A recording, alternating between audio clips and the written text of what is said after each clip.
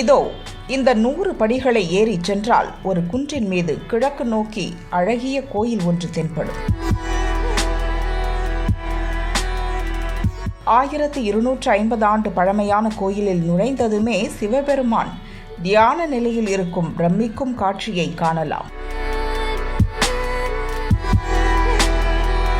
கோயிலின் மூலவர் வாடாமல்லீஸ்வரர், துணைவி அமிர்தவல்லீஸ்வரி. கோஷ்டத்தில் விநாயகர், தட்சிணாமூர்த்தி, மகாவிஷ்ணு, பிரம்மா, துர்க்கை அருள் புரிகின்றனர். அர்த்த மண்டப வாசலில் விநாயகரும் முருகனும் உள்ளனர்.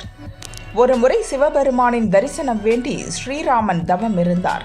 கண்கலங்கி மனமுருக சிவனை வேண்டிய போது, ஒவ்வொரு நாளும் ஒவ்வொரு மலரால் எனக்கு அர்ச்சனை செய், எந்த மலர் வாடாமல் இருக்கிறதோ அன்று என் தரிசனம் கிடைக்கும் என அசரீரி கூறியது.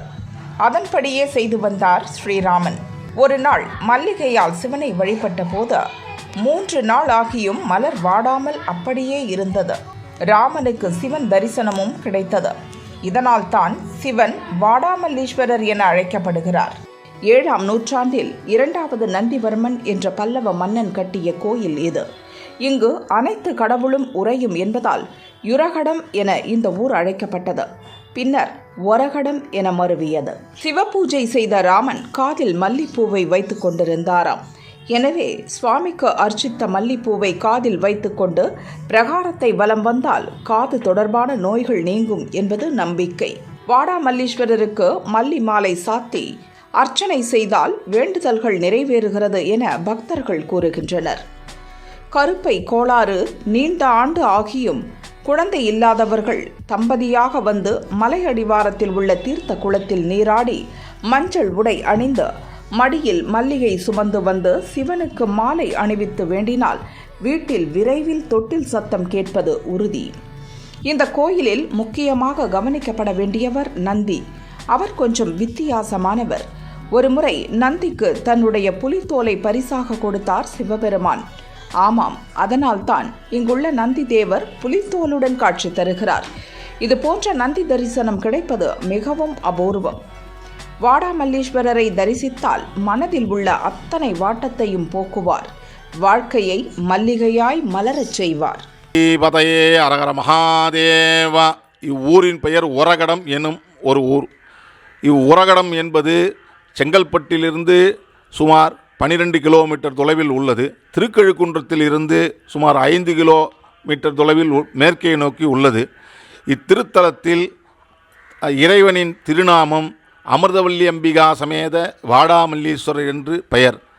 இப்பெயர் வாடாமல்லீஸ்வரர் என்ற பெயர் வர காரணம், ராமர் இத்திருக்கோயிலில் இறைவனை காட்சி தருமாறு வேண்டி பூஜை செய்ததாகவும், இறைவன் ஒவ்வொரு மலர்களால் வைத்து பூஜை செய்யுமாறும், அசிரியர் மூலம் பூஜை செய்யுமாறும் அப்பொழுது காட்சி தருவதாகவும் இறைவன் கூறியதாக ஒரு ஐதீகம். பிறகு ராமர் மலர்களை வைத்து பூஜை செய்யும் பொழுது மல்லி மலர் வாடாமல் இருந்ததாகவும், அதனால் இறைவனுக்கு வாடாமல்லீஸ்வரர் என்ற பெயர் இத்திருக்கோயிலில் அமைந்ததாகவும் ஒரு வரலாறு. ஆகையால் இத்திருக்கோயிலில் இறைவன் மல்லிகை பூ வைத்து பூஜை செய்து பிரார்த்தனை செய்தால் எல்லா விதமான தோஷங்களும் சகல தோஷங்களும் நிவர்த்தியாகும் என்பது ஒரு சாத்தியமான கூற்று.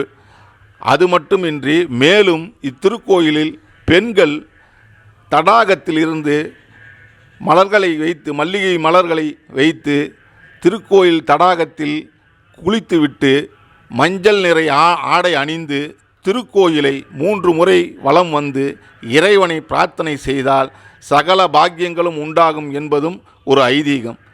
பிரதி பௌர்ணமி தினத்தில் இத்திருக்கோயிலில் ரோம ரிஷிக்கு இறைவன் காட்சி தந்ததாக ஒரு வரலாறு. ஆகையால் இறைவன் காட்சி தந்ததால், ரோம ரிஷிக்கு காட்சி கொடுத்ததால் இத்திருக்கோயிலில் முக்கியமாக குழந்தை பாக்கியம் இல்லாதவர்களுக்கு குழந்தை பாக்கியம் உண்டாகும் என்பது ஒரு சான்று, ஒரு கூற்றாகும். ஆகையால் இத்திருக்கோயிலில் அனைவரும் பக்த கோடிகள் வந்திருந்து இறைவனை பிரார்த்தித்து இறைவனவர்கள் பெற்று வளம் பெறுமாறு வேண்டி விரும்பி கேட்டுக்கொள்கிறோம். நன்றி, நமஸ்காரம்.